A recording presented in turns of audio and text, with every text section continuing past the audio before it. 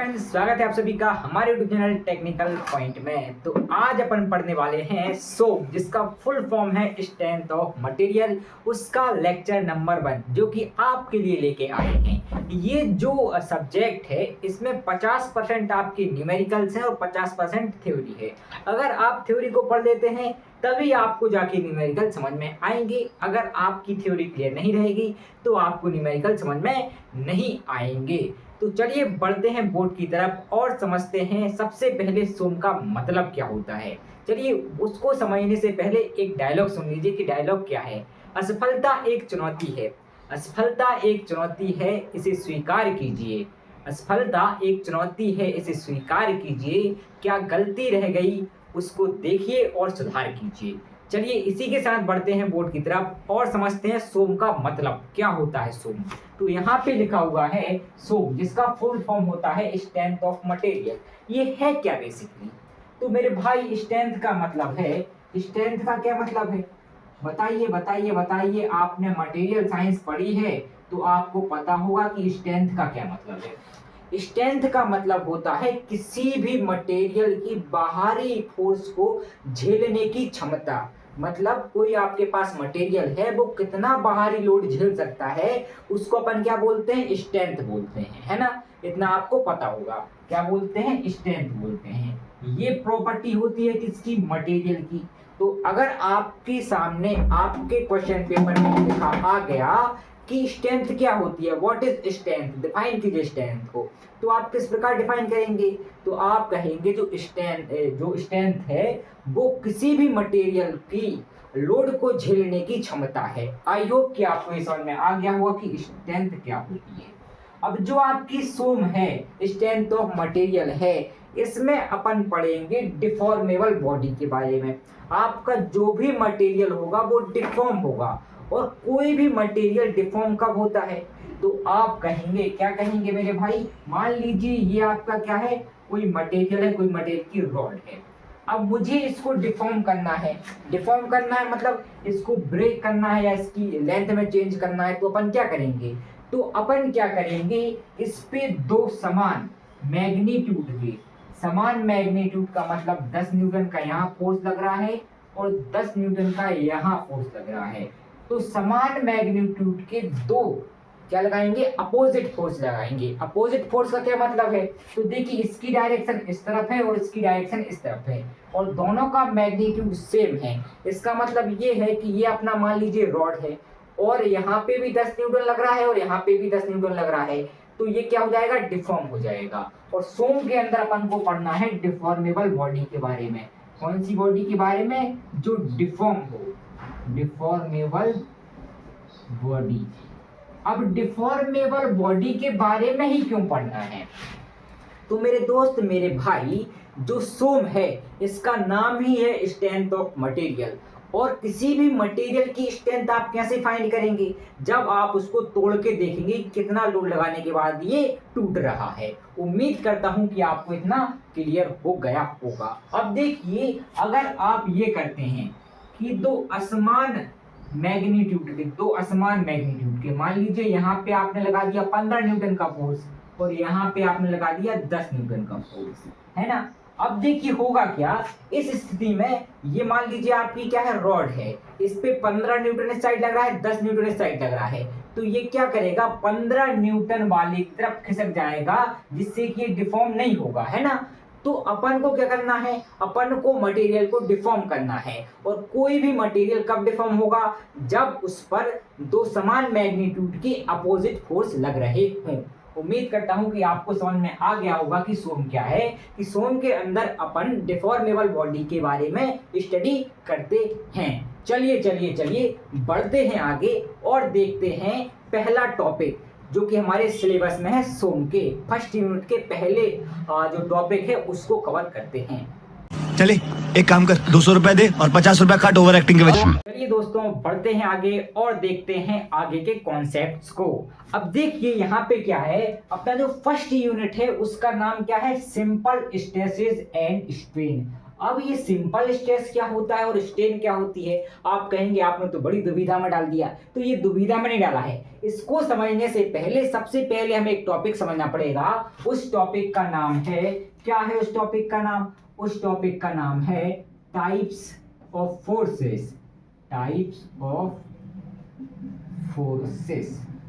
अब ये type of forces क्या है? तो देखिए, आपके पास जो भी मटेरियल होगा उस पे आप किस तरह फोर्स लगाएंगे, उसी को अपन डिवाइड कर रहे हैं कहाँ पे? टाइप्स ऑफ फोर्स में। अब देखिए, सबसे पहला जो फोर्स होता है उसको अपन बोलते हैं, क्या बोलते हैं? Simple force. Simple force. Simple force या फिर इसी को अपन बोलते हैं नॉर्मल फोर्स। क्या बोलते हैं मेरे भाई? नॉर्मल फोर्स बोलते हैं। तो ये नॉर्मल फोर्स होता क्या है?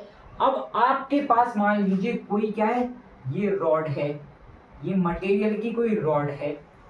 अब इसकी जो ये सतह है इसके परपेंडिकुलर मतलब लंबवत जो फोर्स वो लगेगा, ये यहाँ पे जो फोर्स लगेगा, ये जो फोर्स है परपेंडिकुलर है। परपेंडिकुलर का मतलब क्या है? 90 डिग्री का एंगल बनाते हुए। तो ये बन रहा है 90 डिग्री का एंगल। तो ये जो फोर्स है, ये जो फोर्स लग रहा है, यही फोर्स आपका क्या है? सिंपल फोर्स है। उम्मीद करता हूं कि आपको इतना समझ में आ गया होगा।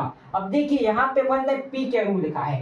तो पी का मतलब क्या होता है? लोड होता है, और लोड और फोर्स दोनों सेम ही होते हैं। मैं आपको अगर पी लिखूं या एफ लिखूं तो दोनों का मतलब क्या होगा? फोर्स या लोड होगा। उम्मीद करता हूं कि आपको ये समझ में आ गया होगा। अब जो सिंपल फोर्स है ना, ये दो तरह का रहता है। पहला होता है tensile simple force. Simple tensile force. Simple tensile force का क्या मतलब है? अब तो देखो मेरे भाई, जब आप किसी भी मटेरियल की सतह के परपेंडिकुलर इस तरह फोर्स लगाते हैं कि उसकी जो लेंथ है इंक्रीज हो जाए, उसको अपन क्या बोलते हैं? Tensile force. क्या बोलते हैं? Tensile force. क्या बोलते हैं मेरे भाई? टेंसाइल फोर्स बोलते हैं।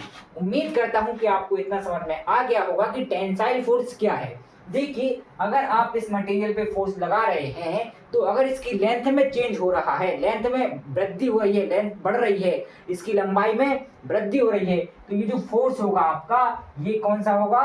टेंसाइल फोर्स होगा। और टेंसाइल फोर्स हमेशा क्या होता है मेरे भाई? पॉजिटिव होता है। क्या होता है? पॉजिटिव होता है। और अगर आप कुछ इस प्रकार से फोर्स लगाएं, अगर ये आपकी रॉड है, इस पे इस तरह फोर्स लगा रहे हैं, तो देखिए यहाँ पे क्या हो रहा है कि ये क्या करेगा? ये फोर्स इस मटेरियल को कंप्रेस करेगा, जिससे कि इसकी लेंथ में क्या आएगी? कमी आएगी। लेंथ में कमी आएगी मतलब लेंथ क्या होगी? इसकी कम होगी। तो ये जो फोर्स है इसको क्या बोलते हैं? Compressive force. Compressive force. अगर लेंथ में वृद्धि हो रही है तो उसको बोलते हैं टेंसाइल फोर्स, और अगर लेंथ में कमी हो रही है तो उसे क्या बोलेंगे? उसे बोलेंगे कंप्रेसिव फोर्स। तो ये दो तरह का फोर्स रहता है सिंपल फोर्स, है ना। सिंपल फोर्स के दो तरीके होते हैं, कौन कौन से? टेंसाइल फोर्स और कंप्रेसिव फोर्स। उम्मीद करता हूं कि आपको ये समझ में आ गया होगा। अब देखिए होता क्या है, मान लीजिए आपके पास क्या है? एक रॉड है, कोई रॉड है आपके पास, ये रॉड है, इस पे क्या लग रहा है? लोड लग रहा है। यहाँ पे पी लग रहा है और यहाँ पे भी पी लग रहा है। अब देखिए मेरे भाई, ये जो लोड है ये क्या करेगा? इस मटेरियल की रॉड को डिफॉर्म करेगा। क्या करेगा? डिफॉर्म करेगा, है ना। डिफॉर्म करने का क्या मतलब है? इसकी लंबाई में वृद्धि करेगा, है ना। लेकिन इसकी जो इंटरनल क्रॉस सेक्शनल एरिया है, यहाँ पे एक फोर्स उत्पन्न हो जाता है जो क्या करता है? इस फोर्स का विरोध करेगा। डिफॉर्म होने का क्या करेगा मेरे भाई? विरोध करेगा। क्या करेगा? विरोध करेगा। अब विरोध क्यों कर रहा है? देखिए, अगर मैं इस पे क्या लगाऊं, ये मान लीजिए रॉड है, इस पे लगा रहा हूं टेंसाइल फोर्स, ठीक है ना। तो इसकी जो सतह रहेगी, इंटरनल क्रॉस सेक्शनल एरिया रहेगा, उस पे एक रेजिस्टेंस फोर्स क्या हो जाएगा? डेवलप हो जाएगा, जो क्या करेगा? इसके टूटने का विरोध करेगा, इसके डिफॉर्म होने का विरोध करेगा, जिसे अपन क्या बोलते हैं? इसे ही अपन बोलते हैं स्ट्रेस। क्या बोलते हैं मेरे भाई? स्ट्रेस। क्या बोलते हैं मेरे भाई, इसे बोलते हैं स्ट्रेस। एक बार और समझ लीजिए कि हो क्या रहा है यहाँ पे। आपके पास एक मटेरियल की रॉड है, मेटल की रॉड है या मटेरियल की रॉड है, ये है ना। इस पे लग रहा है लोड, यहाँ पे लग रहा है, यहाँ पे लग रहा है। अब ये लोड क्या कर रहा है, ये लोड इस मटेरियल की रॉड को डिफॉर्म करने का काम करेगा, है ना। अब देखिए, लेकिन लेकिन लेकिन जब ये डिफॉर्म होगा, डिफॉर्म होने से पहले ये अपने टूटने का क्या करेगा, विरोध करेगा, अपने डिफॉर्म होने का विरोध करेगा, जिसके कारण इसकी क्रॉस सेक्शनल एरिया पे एक फोर्स उत्पन्न हो जाएगा, एक इंटरनल फोर्स उत्पन्न हो जाएगा, जिसे अपन क्या बोलते हैं, इसे बोलते हैं अपन स्ट्रेस। क्या बोलते हैं, स्ट्रेस। उम्मीद करता हूं कि आपको स्ट्रेस समझ में आ गया होगा कि स्ट्रेस क्या होता है। अब स्ट्रेस की डेफिनेशन क्या होती है, तो स्ट्रेस की डेफिनेशन क्या होगी, तो आप कहेंगे कि जब किसी मटेरियल पे हम लोड लगाते हैं तो उसके इंटरनल क्रॉस सेक्शनल एरिया पे एक फोर्स, एक रेजिस्टेंस फोर्स उत्पन्न हो जाता है, जो कि मटेरियल के डिफॉर्म होने का विरोध करता है, जिसे हम क्या बोलते हैं, स्ट्रेस बोलते हैं। उम्मीद कर रहा हूं कि आपको स्ट्रेस बड़े अच्छे तरीके से समझ में आ गया होगा। चलिए चलिए चलिए चलिए बढ़ते हैं आगे और देखते हैं सिंपल स्ट्रेस कितने प्रकार का होता है। अरे टेंशन नहीं लेने का, अपुन है ना। तो चलिए फ्रेंड्स, अब समझते हैं सिंपल स्ट्रेस को। तो देखिए, अभी आपने पढ़ा था कि सिंपल फोर्स क्या होता है, नॉर्मल फोर्स क्या होता है। जब आपके पास कोई मटेरियल होगा, कोई मटेरियल की रॉड होगी, उसकी सतह के परपेंडिकुलर जो फोर्स लगेगा, जो लोड लगेगा, उसको हम क्या बोलते हैं, सिंपल फोर्स बोलते हैं। इस सिंपल फोर्स के कारण इसके क्रॉस सेक्शनल एरिया पे क्या होगा, एक रेजिस्टेंस फोर्स डेवलप हो जाएगा, जिसको अपन क्या बोलेंगे, स्ट्रेस बोलेंगे। और यहाँ पे अपन सिंपल फोर्स लगा रहे हैं, तो यहाँ पे जो स्ट्रेस जनरेट होगा वो कैसा होगा, सिंपल होगा। क्या होगा, सिंपल स्ट्रेस। उम्मीद करता हूं कि आपको सिंपल स्ट्रेस समझ में आ गया होगा। जब आप किसी बॉडी पे सिंपल फोर्स लगाते हो, तो उसकी क्रॉस सेक्शनल एरिया पे एक रेजिस्टेंस फोर्स डेवलप हो जाता है, जिसको अपन क्या बोलते हैं, सिंपल स्ट्रेस बोलते हैं। अब सिंपल स्ट्रेस दो तरह का हो सकता है। कौन कौन से दो तरह के, तो देखिए यहाँ पे अपन लगा रहे थे टेंसाइल फोर्स। कैसा लगा रहे थे, टेंसाइल फोर्स लगा रहे थे। आपको दिख रहा है tensile force, simple tensile force यहाँ पे लगा रहे हैं। तो इसके कारण जो स्ट्रेस जनरेट हुआ वो कौन सा होगा, सिंपल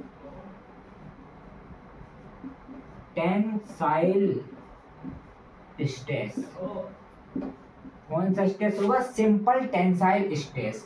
और अगर आप क्या करें, किसी बॉडी पे सिंपल कंप्रेसिव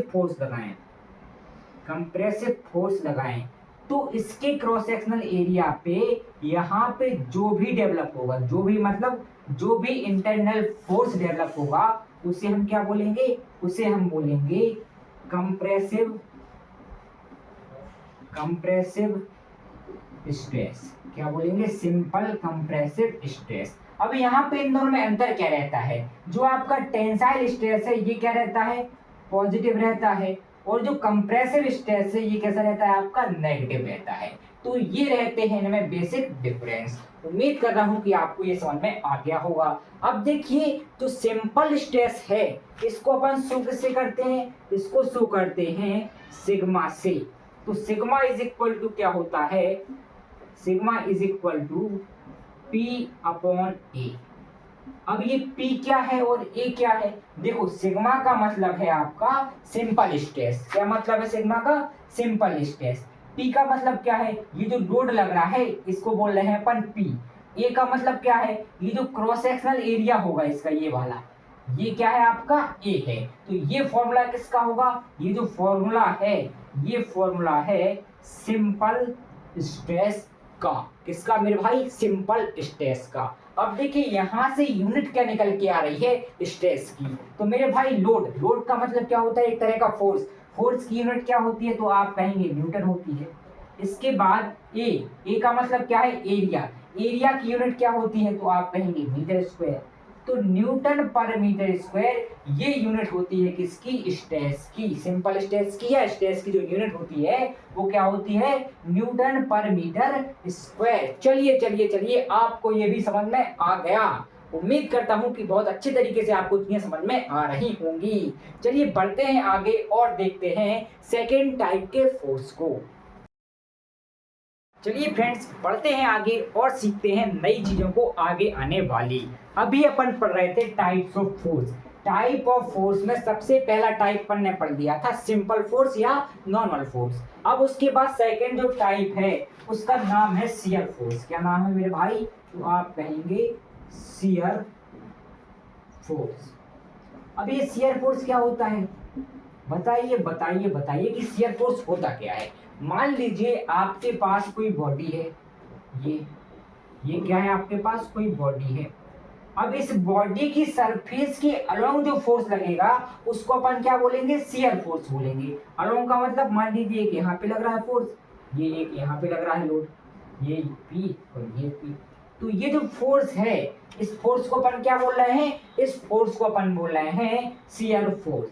शियर फोर्स का काम रहता है इस बॉडी को ब्रेक करवाना। क्या करवाना? ब्रेक करवाना है, तोड़ना। अब देखिए जब ये बॉडी पे लोड लगेंगे, जब इस बॉडी पे क्या करेंगे? लोड लगेंगे, तो ये बॉडी क्या करेगी? अपने टूटने का विरोध करेगी। क्यों करेगी? क्योंकि इसकी जो क्रॉस सेक्शनल एरिया है यहाँ पे क्या हो जाएगा? यहाँ पे एक फोर्स डेवलप हो जाएगा, रेजिस्टेंस फोर्स डेवलप हो जाएगा, जो क्या करेगा? इन दोनों फोर्स का या टूटने का बॉडी के विरोध करेगा, जिसको अपन क्या बोलते हैं? Shear stress. क्या बोलते हैं मेरे भाई? Shear stress. क्या बोलते हैं मेरे भाई? तो आप कहेंगे शियर स्ट्रेस। उम्मीद करता हूं कि आपको शियर स्ट्रेस की भी डेफिनेशन समझ में आ गई होगी। शियर स्ट्रेस को अपन शो करते हैं किससे? टाउ से। टाउ इज इक्वल टू क्या होता है? वही होता है लोड अपॉन एरिया। क्या होता है? Load upon area. बस इसे शो किससे करते हैं अपन? टाउ से शो करते हैं। इसका फॉर्मूला क्या होता है? Load upon area. अब इसकी यूनिट क्या होगी? तो देखो लोड क्या होता है? एक तरह का फोर्स होता है। तो फोर्स की यूनिट क्या होती है? Newton divided by area. Area की यूनिट क्या होती है? तो आप कहेंगे मीटर स्क्वायर। तो ये जो यूनिट आई है ये यूनिट किसकी है? शियर स्ट्रेस की। उम्मीद कर रहा हूं कि आपको शियर स्ट्रेस भी समझ में आ गया होगा। चलिए चलिए चलिए, अगर आपको इनकी डेफिनेशन चाहिए कि भाई शियर स्ट्रेस की डेफिनेशन लिख के बताइए, तो आप क्या करिए? हमारे नोट्स परचेज कर लीजिए। कॉन्टैक्ट नंबर आपको यहाँ पे दिख जाएगा, स्क्रीन पे दिख जाएगा, या फिर आपको डिस्क्रिप्शन में मिल जाएगा। उस कॉन्टैक्ट नंबर पे जाके आप मैसेज कर दीजिएगा, तो आपको इसके क्या मिल जाएंगे? नोट्स मिल जाएंगे, जिसकी कीमत कितनी रहेगी? 29 रुपीज। मात्र 29 रुपीज में आपको सोम के नोट्स मिल जाएंगे। साथ में आपको क्या मिलेगा? प्रीवियस ईयर के क्वेश्चन भी मिल जाएंगे। अभी केवल आपको समझने पे फोकस करना है कि शियर स्ट्रेस होता क्या है, इसकी यूनिट क्या होती है और शियर फोर्स क्या होता है। ये चीजें आपको समझना है। चलिए चलिए चलिए बढ़ते हैं आगे और देखते हैं थर्ड टाइप का फोर्स कौन सा होता है। चले एक काम कर, 200 रुपए दे और 50 रुपए काट ओवर एक्टिंग के वजह। कायर भोगे दुख सदा, वीर भोगे वसुंधरा। इसी के साथ बढ़ते हैं आगे की चीजों को समझने के लिए। हमें कायरों की तरह डरना नहीं है, हर चीज का सामना कर रहा है। जो न्यूमेरिकल है, जो थ्योरी है, सबसे जंग लड़नी है और सबका गर्दा उड़ा देना है, क्योंकि गर्दा उड़ाना हमारा काम है, इंजीनियर्स का काम है। देखिए इंडिया में क्या हो रहा है? बड़े ही लो क्वालिटी के इंजीनियर बन रहे हैं, क्योंकि वो मेहनत नहीं करना चाहते, अपने दिमाग पे जोर डालना नहीं चाहते, जबकि इंजीनियर्स का काम रहता है दिमाग पे जोर डालना और चीजों को सीखना। अब देखिए जो आपको मैथ पढ़ाई जाती है वहां पे ट्रिग्नोमेट्री क्यों पढ़ाई जाती है आपको? तो आप कहेंगे वो तो जिंदगी में कभी यूज ही नहीं आई। तो मेरे भाई मेरे दोस्त वो यूज आती है। सबसे पहले जो ट्रिग्नोमेट्री पढ़ाई जा रही है वो आपकी क्रिटिकल थिंकिंग को बढ़ाएगी। क्रिटिकल थिंकिंग मतलब विषम परिस्थितियों में किस प्रकार से आप सोच सकते हैं। अभी आपने देखा होगा बहुत सारे स्टूडेंट क्या करते हैं? इंजीनियरिंग झेलने का प्रेशर नहीं झेल पाते हैं ना, इंजीनियरिंग करने का प्रेशर नहीं झेल पाते, सुसाइड करते हैं, क्योंकि उनके अंदर कलेजा नहीं होता। तो जो चीज अपन ट्रिग्नोमेट्री में पढ़ते हैं वो पढ़ाई जाती है अपनी सोच को डेवलप करने के लिए। तो हर चीज आप इंटरेस्ट से पढ़िए, तब तो जाके मजा आएगा, बिना इंटरेस्ट के मजा बिल्कुल भी नहीं आता है। चलिए इसी के साथ बढ़ते हैं थर्ड टाइप के फोर्स पे। थर्ड टाइप का जो फोर्स होता है इसको बोलते हैं बेंडिंग फोर्स। अब ये बेंडिंग फोर्स क्या होता है? तो मेरे भाई मेरे दोस्त मान लीजिए ये मेरे पास क्या है? एक रॉड है। इसको मुझे क्या करना है, मोड़ना है। तो इस तरह मैं क्या लगाऊंगा, फोर्स लगाऊंगा। तो ये जो फोर्स होगा, इस फोर्स को अपन क्या बोलेंगे, बेंडिंग फोर्स बोलेंगे। मान लीजिए ये क्या है, आपके पास एक रॉड है ना। अब इसको आपको क्या करना है, मोड़ना है। तो आप क्या करेंगे, एक यहाँ पे फोर्स लगाएंगे, एक यहाँ पे फोर्स लगाएंगे और एक यहाँ पे फोर्स लगाएंगे। तो क्या होगी, ये कुछ इस तरह से मुड़ जाएगी।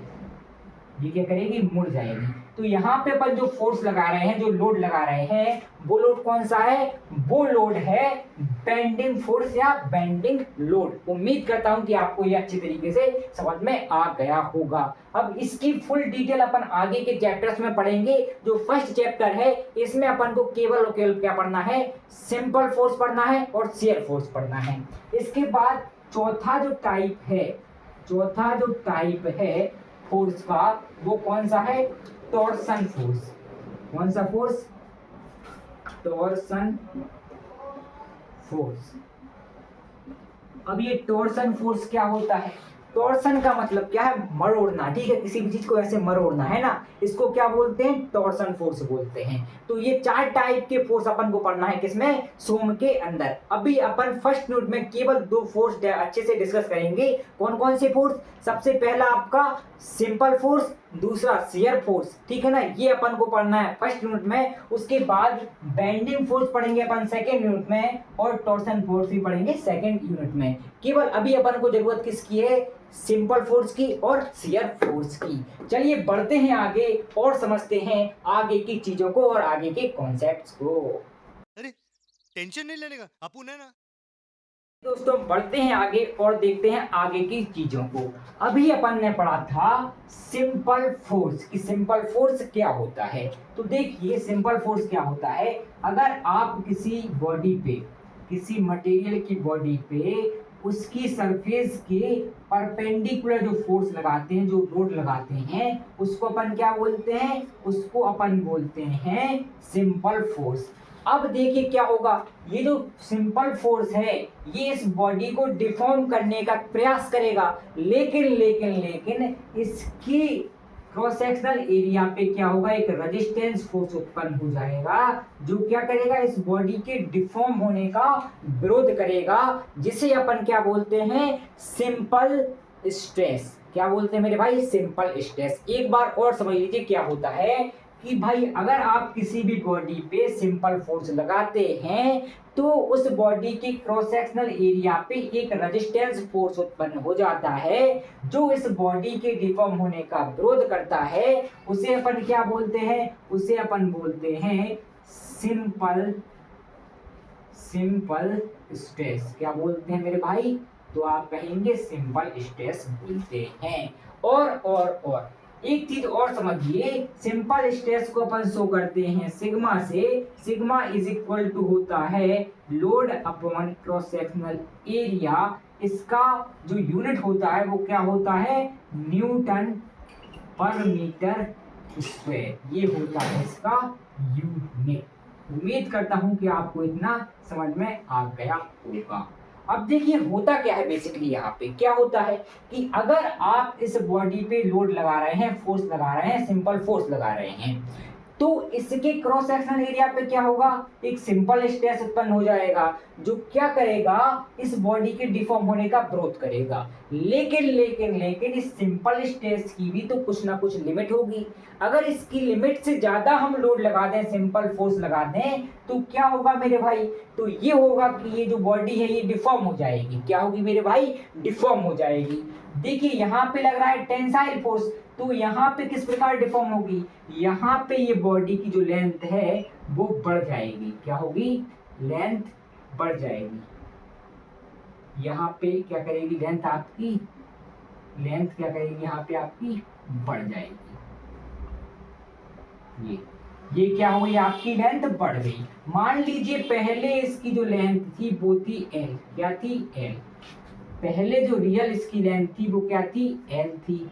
अब कितनी लेंथ बढ़ी यहाँ से यहाँ तक, तो यहाँ से लेके यहाँ तक की जो लेंथ बढ़ी, इसको अपन क्या कहेंगे, डेल एल। क्या कहेंगे मेरे भाई, डेल एल। तो यहाँ पे कितना चेंज हुआ लेंथ में, तो आप कहेंगे डेल एल चेंज हुआ। लेकिन एक और चीज समझिए, अगर आप किसी किसी बॉडी पे कंप्रेसिव फोर्स लगाते हैं, कंप्रेसिव सिंपल फोर्स लगाते हैं ना, ये लगा रहे हैं फोर्स, तो क्या होगा, तो यहाँ पे जो बॉडी है इसकी लेंथ में क्या होगी, कमी होगी। क्या होगी, कमी होगी। ये क्या है, आपके पास बॉडी है, इस बॉडी की लेंथ में क्या होगी मेरे भाई, कमी होगी। क्या होगी मेरे भाई, कमी होगी। यहाँ पे लग रहा है फोर्स, यहाँ पे लग रहा है फोर्स। अब इसकी जो लेंथ है उसमें कितनी कमी हुई, मान लीजिए इसकी पहले जो लेंथ थी वो थी क्या, एल। ये पहले जो लेंथ थी वो क्या थी, एल थी, और लेंथ में जो कमी हुई ये क्या है आपकी, del L. Change in length कितना हुआ, डेल एल। डेल एल कमी हुई है, मतलब चेंज इन लेंथ को अपन शो किससे करते हैं, डेल एल से। ठीक है, चेंज इन लेंथ को किससे शो करते हैं अपन, डेल एल से शो करते हैं। अगर आपका फोर्स टेंसाइल है, खींच रहा है, तो उसकी लेंथ में क्या होगी, वृद्धि होगी, इंक्रीजमेंट होगा। अगर आपका फोर्स कंप्रेसिव है तो उसकी लेंथ में क्या होगी, कमी होगी, डिक्रीजमेंट होगा। ठीक है ना, जिसे अपन किससे शो करेंगे, डेल्टा एल से या डेल एल से शो करेंगे। चेंज इन लेंथ को किससे शो करेंगे, डेल एल से शो करेंगे। अब यहाँ पे एक और टर्म आती है, कौन सी टर्म आती है, उस टर्म का नाम है स्ट्रेन।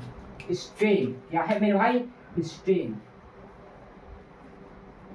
स्ट्रेन, स्ट्रेन को अपन स्मॉल ई से क्या करते हैं, शो करते हैं। किससे शो करते हैं, स्मॉल ई से शो करते हैं। तो क्या होती है स्ट्रेन, देखो चेंज इन लेंथ और ओरिजिनल लेंथ का जो रेशो होता है उसको अपन क्या बोलते हैं, स्ट्रेन बोलते हैं।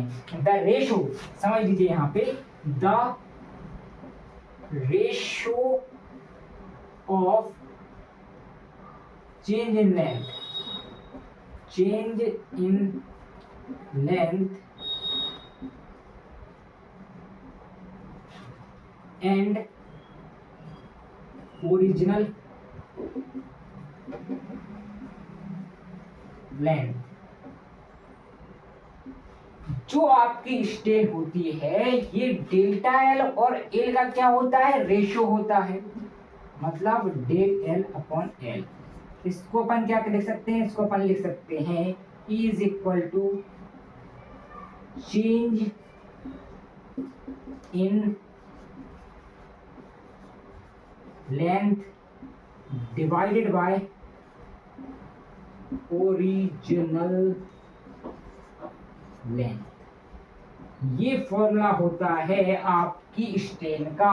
उम्मीद करता हूं कि इतने कॉन्सेप्ट आपको समझ में आ गए होंगे कि आपका स्ट्रेस क्या होता है, स्ट्रेस का फॉर्मूला क्या होता है, स्ट्रेन क्या होती है, उसका फॉर्मूला क्या होता है। चलिए बढ़ते हैं आगे, समझते हैं एक और धमाकेदार टॉपिक को। फिर उसके बाद अपन क्या करेंगे, न्यूमेरिकल्स पर हमला करेंगे, न्यूमेरिकल्स पे धावा बोलेंगे। चलिए फ्रेंड्स समझते हैं आज का लास्ट टॉपिक, इसके बाद करेंगे सीधा सीधा रस किस पे, न्यूमेरिकल्स पर। अब देखिए लास्ट टॉपिक का नाम क्या है, लास्ट टॉपिक का नाम है हुक्स लॉ। हुक्स लॉ अपन से कहता है जो आपका स्ट्रेस है, जो आपका स्ट्रेस मतलब सिग्मा है, ये डायरेक्टली प्रोपोर्शनल होता है स्ट्रेन के। किसके प्रोपोर्शनल होता है, स्ट्रेन के। यहाँ पे सिग्मा का मतलब क्या है, आपका स्ट्रेस। क्या है मेरे भाई, stress directly proportional to small E का मतलब है स्ट्रेन। ये कहता है आपसे क्या, ये कहता है आपसे हुक्स लॉ। अब यहाँ से जो प्रोपोर्शनलिटी साइन है इसको हटाओगे तो यहाँ पे क्या जाएगा, sigma is equal to capital E और स्मॉल ई। ये कैपिटल ई क्या है, ये कैपिटल ई आपने इस साइन को हटाया, प्रोपोर्शनलिटी के साइन को हटाया तो यहाँ पे कांस्टेंट आ गया, प्रोपोर्शनलिटी कांस्टेंट, जिसको अपन बोलते हैं, क्या बोलते हैं, इसको अपन बोलते हैं इलास्टिसिटी। क्या बोलते हैं, इलास्टिसिटी। क्या बोलते हैं, इलास्टिसिटी। और क्या बोलते हैं इसको, मॉडुलस, मॉडुलस ऑफ इलास्टिसिटी। क्या बोलते हैं, मॉडुलस ऑफ इलास्टिसिटी बोलते हैं। तो ये अपन से कहता है हुक्स लॉ। हुक्स लॉ क्या कहता है कि आपका जो स्टेन से ये डायरेक्टली प्रोपोर्शनल होता है स्टेन के, यहाँ से प्रोपोर्शनलिटी साइन हटाएंगे तो यहाँ पे कांस्टेंट आ जाएगा। इस कांस्टेंट को अपन बोलते हैं इलास्टिसिटी या मॉडुलस ऑफ इलास्टिसिटी बोलते हैं। उम्मीद कर रहा हूँ कि आपको इतना समझ में आ गया होगा। अब यहाँ पे अगर आप स्मॉल ई को यहाँ पे भेज दें तो क्या आ जाएगा, E इज इक्वल टू यहाँ से फॉर्मूला बन जाएगा सिग्मा अपॉन ई। ये फॉर्मूला बन गया इलास्टिसिटी का, मॉडुलस ऑफ इलास्टिसिटी का ये फॉर्मूला बन गया। उम्मीद करता हूं कि आपको ये फॉर्मूला भी समझ में आ गया होगा। अभी तक अपन ने कितने फॉर्मूले पढ़े हैं, तो आप कहेंगे हमने 2 फॉर्मूले पढ़े हैं। कौन कौन से फॉर्मूले पढ़े हैं? सबसे पहले हमने पढ़ा है सिग्मा का formula. Sigma is equal to क्या होता है, तो आप कहेंगे सिग्मा इज इक्वल टू हमारा होता है, क्या होता है, P अपॉन A। ठीक है ना, ये होता है एक फॉर्मूला। और एक आपने क्या का समझा, एक फॉर्मूला आपने स्टेन का समझा, स्मॉल ई का समझा। तो small E is equal to क्या होता है, del L upon L change in length upon original length. ये अपन ने फॉर्मूले सीखे। अब अपन क्या करेंगे, इन तीनों को कंबाइन कर देंगे। क्या करेंगे मेरे भाई, इन तीनों को अपन कंबाइन कर देंगे। कैसे करेंगे कंबाइन, तो चलिए कंबाइन करते हैं। तो यहाँ पे देखिए E इज इक्वल टू क्या था, E इज इक्वल टू था सिग्मा अपॉन E। क्या था, capital E is equal to था सिग्मा अपॉन स्मॉल e। क्या था, सिग्मा अपॉन स्मॉल e। अब देखिए सिग्मा इज इक्वल टू क्या होता है, तो सिग्मा इज इक्वल टू होता है P अपॉन A। तो इस सिग्मा की जगह पे अपन क्या रख देंगे, P अपॉन A। क्या रख देंगे, E is equal to sigma की जगह पे अपन ने क्या रख दिया, सिग्मा की जगह पे अपन रख दिया लोड अपॉन एरिया, और यहाँ पे आपका ये E आ गया। अब आपको क्या करना है, इस स्मॉल ई को इस साइड लेके जाइए और इस कैपिटल ई को उस साइड लेके जाइए। तो क्या हो जाएगा यहाँ से, E is equal to load upon area into elasticity. अब ये जो है ये आपकी क्या है, स्ट्रेन है। स्ट्रेन इज इक्वल टू क्या होता है, तो स्ट्रेन इज इक्वल टू आपको दिख रहा है डेल एल अपॉन एल। तो अपन इसकी जगह पे क्या रख देंगे, ये रख देंगे। तो रख दीजिए, स्ट्रेन की जगह पे अपन ने क्या रख दिया, del L upon L is equal to P upon A E. उम्मीद कर रहा हूं कि इतना आपको क्लियर होगा। अब क्या अपन को यहाँ से फॉर्मूला चाहिए, अपन को कौन सा फॉर्मूला चाहिए, अपन को फॉर्मूला चाहिए चेंज इन लेंथ का। कौन सा फॉर्मूला चाहिए, चेंज इन लेंथ का फॉर्मूला चाहिए। तो भाई चेंज इन लेंथ का मतलब क्या होता है, डेल्टा एल। इसका अपन को फॉर्मूला चाहिए। इसका फॉर्मूला निकालने के लिए अपन क्या करेंगे, ये जो एल है इसको उस साइड भेज देंगे। तो यहाँ पे ये एल जो है ये किस में है, डिवाइड में। उस एल है उस साइड किस में चला जाएगा, मल्टीप्लाई में। तो आपके पास डेल एल का फॉर्मूला क्या जाएगा, del L is equal to P L upon A E. ये फाइनल फॉर्मूला है जो कि यूज होगा अपना कहाँ पे, ये यूज होगा आपके न्यूमेरिकल्स में। किसमें, न्यूमेरिकल्स में। यहाँ पे P क्या है, P आपका लोड है जो कि आपको गिवन रहेगा। L आपका क्या है, जो बॉडी है उसकी लेंथ है। A क्या है आपका, एरिया है। और E क्या है आपका, इलास्टिसिटी है, मॉडुलस ऑफ इलास्टिसिटी है। इसकी वैल्यू आपको क्वेश्चन में गिवन रहेगी। तो ये है आपका फाइनल फॉर्मूला, इसको कर लीजिए डिनोट। ये बहुत ही इंपॉर्टेंट फॉर्मूला है। अभी तक की जो कहानी पढ़ी उसमें सबसे इंपॉर्टेंट ये है और ये तीनों हैं।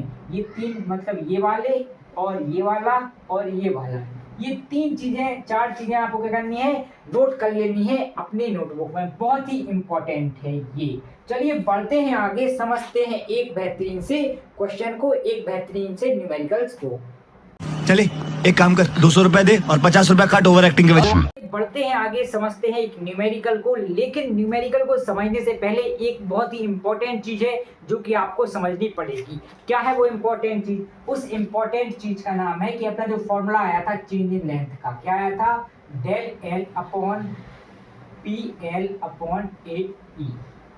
यहाँ पे आपको डेल एल निकालना पड़ेगा। डेल एल का मतलब है चेंज इन लेंथ, जिसको अपन क्या कह सकते हैं, एलोंगेशन भी कह सकते हैं। एलोंगेशन मतलब कि लेंथ में कितनी वृद्धि हो रही है ना, डिक्रीजमेंट रहेगा तो आपको रहेगा कि इसमें कितना डिक्रीजमेंट हो रहा है, ये आपको क्वेश्चन में गिवन रहेगा। और आपको लोड भी गिवन रहेगा और आपको लेंथ भी दी रहेगी। आपको एरिया फाइंड करना पड़ेगा। एरिया क्यों फाइंड करना पड़ेगा, मान लीजिए आपकी जो रॉड है, ये क्या है, आपकी रॉड है, इसका जो क्रॉस सेक्शनल एरिया है ये कैसा है, ये सर्कुलर है।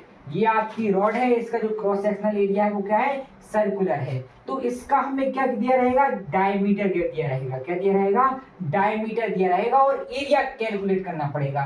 तो इसके एरिया को कैलकुलेट करने के लिए हम फॉर्मूला लगाते हैं, A is equal to π/4 into D square. ये डी क्या है, ये डी ये डायमीटर है जो कि हमें गिवन रहेगा क्वेश्चन में। तो इस प्रकार से आप सर्कुलर जो एरिया होगा उसको कैलकुलेट करेंगे। और अगर आपकी बात कैसी है, रेक्टेंगुलर है, कैसी है, रेक्टेंगुलर है, उसका क्रॉस सेक्शनल एरिया कैसा है मेरे भाई, उसका क्रॉस सेक्शनल एरिया रेक्टेंगुलर है, तो उसकी क्या दी रहेगी, आपको हाइट दी रहेगी और विड्थ दी रहेगी।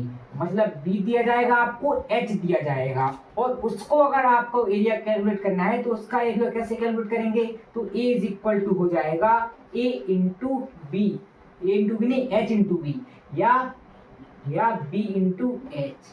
ये करके क्या कर लेंगे, अपन एरिया को फाइंड कर लेंगे। तो भाई ये बहुत ही इजी है, जब आप क्वेश्चन करेंगे तो आपको सब समझ में आ जाएगा। चलिए बढ़ते हैं आगे और देखते हैं न्यूमेरिकल क्वेश्चन को। फ्रेंड्स बढ़ते हैं आगे और देखते हैं एक बड़े प्यारे न्यूमेरिकल को, क्योंकि न्यूमेरिकल केवल शेयर करते हैं, सुअर नहीं।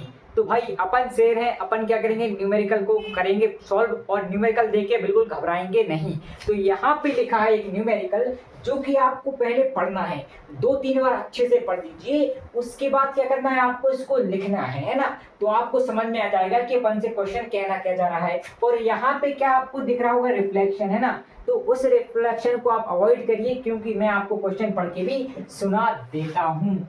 A rod 1500 millimeter long and of diameter 20 mm is subjected to an axial pull of 20,000 Newton. If the modulus of elasticity of the material of rod 2 into 10 to the power 8 Newton per mm, determine the elongation. ये आपसे question कह रहा है, क्या कह रहा है, question अपन से कह रहा है आपके पास एक मटेरियल की, एक मेटल की रॉड है। ये क्या है, रॉड है आपके पास। इसकी लेंथ कितनी है, तो इसकी लेंथ यहाँ से देखिए, यहाँ से लेके यहाँ तक इसकी लेंथ कितनी दी है, 1500 mm। इसका जो डायमीटर है ये कितना दिया है, d, डायमीटर अपन को दिया है 20 mm। ये क्या है, आपकी लेंथ है, 1500 मिलीमीटर क्या है, आपकी लेंथ है। और अपन को दिया क्या है, यहाँ पे अपन को दिया है E। क्या दिया है मेरे भाई, E दिया है। ये क्या है, मॉडुलस ऑफ इलास्टिसिटी कितना है, 2 into 10 to the power 8 Newton पर mm स्क्वायर। ये है आपका E। उसके बाद क्या कह रहा है अपन से, डिटरमाइन द एलोंगेशन। एलोंगेशन क्या होता है, एलोंगेशन का मतलब है चेंज इन लेंथ, कितना चेंज हो रहा है, इंक्रीजमेंट कितना हो रहा है लेंथ में, है ना। और यहाँ पे देखिए क्या कह रहा है अपन से कह रहा है, ये डी यहाँ पे लिख रहा हूँ मैं, है ना, डी यहाँ पे लिख दिया मैंने, D is equal to 20 mm। यहाँ पे अपन से कह रहा है कि 20,000 न्यूटन का क्या लग रहा है, एक्सियल पुल लग रहा है। एक्सियल पुल का क्या मतलब है, पुल का क्या मतलब है, तो आप कहेंगे पुल का मतलब है किसी भी चीज को खींचना। पुल का क्या मतलब होता है, खींचना। तो ये जो फोर्स लग रहा है कितना लग रहा है, 20,000 न्यूटन का।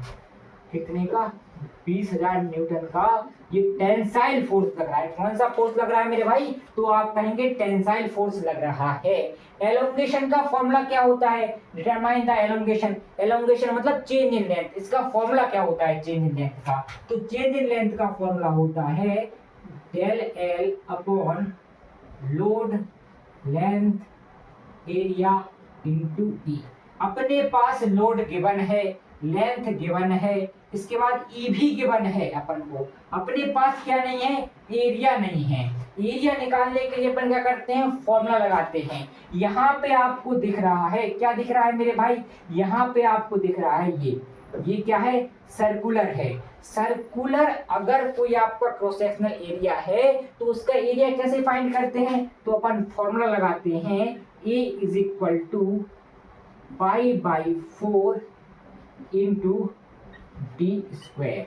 तो डी की वैल्यू अपने पास है, तो यहाँ से क्या आ जाएगा, A is equal to pi की वैल्यू कितनी होती है 3.14 डिवाइडेड बाय 4 इंटू डी की वैल्यू कितनी है 20 का स्क्वायर।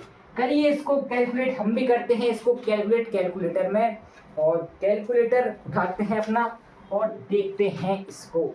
चलिए करते हैं इसको कैलकुलेट की। कैलकुलेट करने के बाद एरिया अपना क्या आ रहा है, तो यहाँ से एरिया अपन को मिल गया, क्या मिला तो देख लीजिए आपको एरिया क्या मिला। यहाँ पे एरिया अपन को मिल गया A is equal to 314 mm square. उम्मीद करता हूं कि आपको समझ में आ गया होगा कि एरिया अपन ने किस प्रकार यहाँ पे कैलकुलेट किया। अब अपने पास सब कुछ है, क्या है भाई, पी बी है, एल बी है, ए बी है, ई बी है। ये पी क्या है, पी अपना लोड है, ये फोर्स है। फोर्स आपको कितना दिया हुआ है, तो आप कहेंगे फोर्स हमें दिया हुआ है 20,000 न्यूटन। क्या दिया हुआ है, 20,000 न्यूटन। अब देखिए यहाँ पे अपन को क्या करना पड़ता है, सबसे पहले इलास्टिसिटी मॉडुलस को देखना पड़ता है, मॉडुलस ऑफ इलास्टिसिटी को देखना पड़ता है कि इसका यूनिट क्या है। तो इसका यूनिट क्या है, न्यूटन पर mm स्क्वायर। अब हमें चेक करना पड़ेगा कि न्यूटन पर mm स्क्वायर जो अपना फोर्स है वो किस में होना चाहिए, न्यूटन में होना चाहिए। जो आपका एरिया है वो किस में होना चाहिए, mm स्क्वायर में होना चाहिए। तो यहाँ पे देखिए फोर्स हमारा किस में है, न्यूटन में है, एरिया हमारा किस में है, mm स्क्वायर में है। मतलब यहाँ पे सबका जो यूनिट है सेम है, इसीलिए अपन क्या करेंगे, इस फॉर्मूले में इन सब की वैल्यू पुट कर देंगे। तो del L is equal to P की जगह पे क्या जाएगा, लोड। लोड की वैल्यू कितनी है, पी इज इक्वल टू कितना दिया है, तो पी इज इक्वल टू दिया है 20,000 मल्टीप्लाई बाय एल। एल मतलब लेंथ, लेंथ कितनी दी है, तो यहाँ पे लेंथ दी है 1500 डिवाइडेड बाय एरिया कितना है अपना 314 मल्टीप्लाइड बाय ई की वैल्यू कितनी दी है, तो ई की वैल्यू दी है 2 इंटू 10 टू दी पावर 8। अब इसको क्या करना है, हमें कैलकुलेट करना है। तो कैलकुलेट करने के लिए क्या करेंगे, कैलकुलेटर का यूज करेंगे। तो करते हैं कैलकुलेट, 2000 मल्टीप्लाइड बाय 1500 कितना आया यहाँ पे, तो यहाँ पे अपना देखिए क्या आ रहा है, delta L is equal to, ऊपर जब मैंने मल्टीप्लाई किया तो यहाँ पे आया 1 2 3 4 5 6 7, ये आया अपना ऊपर वाली वैल्यू। नीचे की वैल्यू कितनी आएगी, तो करते हैं उसको कैलकुलेट, 314 मल्टीप्लाइड बाय 2 इंटू 1 2 3 4 5 6 7 8। नीचे अपना आ रहा है 6 into 2 8 into 10 to the power 10, ये आ रहा है नीचे। अब इसको क्या करते हैं, फाइनली कैलकुलेट कर लेते हैं, उसका आंसर देखते हैं कितना आएगा। तो कितना है, 1 2 3 4 5 6 7 डिवाइडेड बाय 6 पॉइंट कितना है 2 8 और कितना 6.28 multiplied by 10 to the power 10। तो फाइनल जो वैल्यू आई delta L is equal to क्या आई, यहाँ से 4.7 इंटू 10 टू द पावर -4। ये जो वैल्यू आई है, ये वैल्यू किसकी है, ये वैल्यू है डेल्टा एल की, मतलब चेंज इन लेंथ आपका आ गया। अब देखिए चेंज इन लेंथ का यूनिट क्या होगा, तो ये भी एक तरह की क्या है, लेंथ है। तो लेंथ का यूनिट यहाँ पे क्या दिया था, तो आप कहेंगे mm दिया था, तो यहाँ पे क्या आ गया, mm आ गया। ये आपके पास फाइनल आंसर आ गया। ये क्या है, फाइनल आंसर।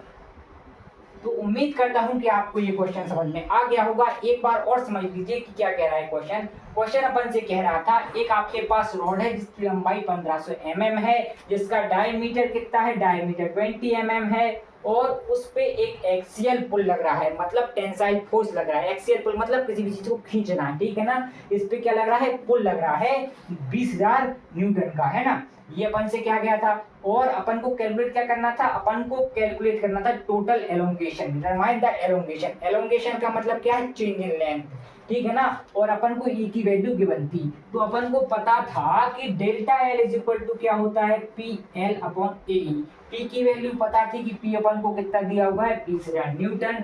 एल की वैल्यू अपन को पता थी कितनी दी हुई है, 1500 mm। ए की वैल्यू अपन को नहीं पता थी, इसलिए अपन ने एरिया की वैल्यू यहाँ से निकाली। एरिया की वैल्यू कितनी मिली, 314 mm², और वो यहाँ पे पुट कर दी, तो अपन को फाइनल जो आंसर मिला वो डेल्टा एल कितना मिला, delta L is equal to 4.7 into 10 to the power -4 mm। ये आ गया आपका फाइनल आंसर। चलिए इसी के साथ अब आपसे मांगता हूं अलविदा।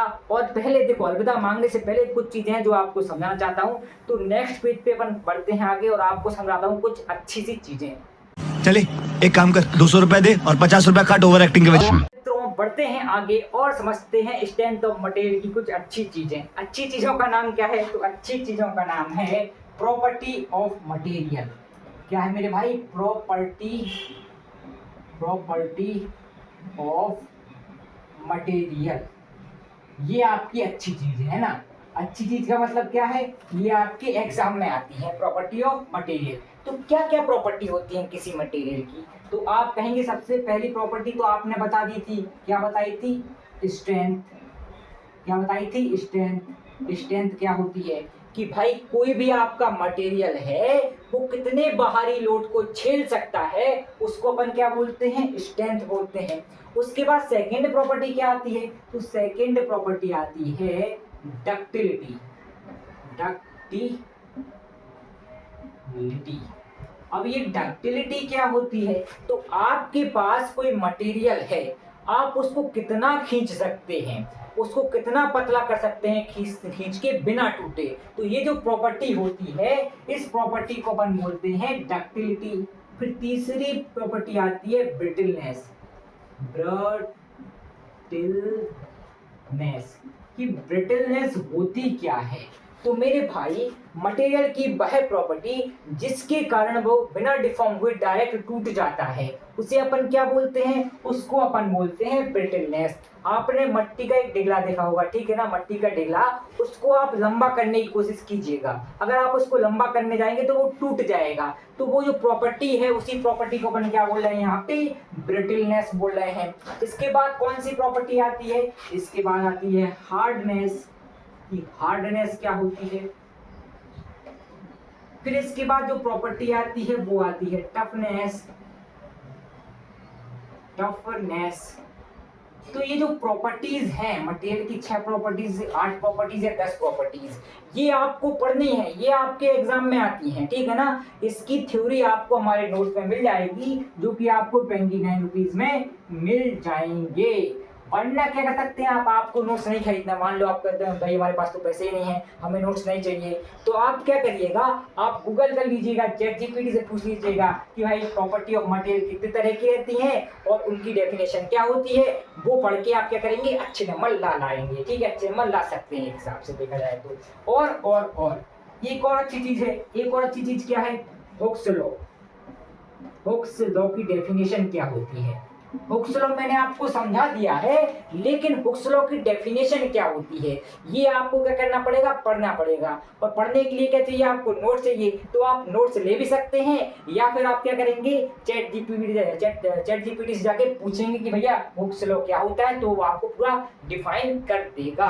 तो आज के लिए इतना ही, मिलते हैं अगले वीडियो में, अगले लेक्चर में, जहां पे अपन समझेंगे बढ़िया थ्योरी और बढ़िया न्यूमेरिकल्स। तो आज के लिए आपसे मांगूंगा अलविदा, तब तक के लिए थैंक्स फॉर वॉचिंग।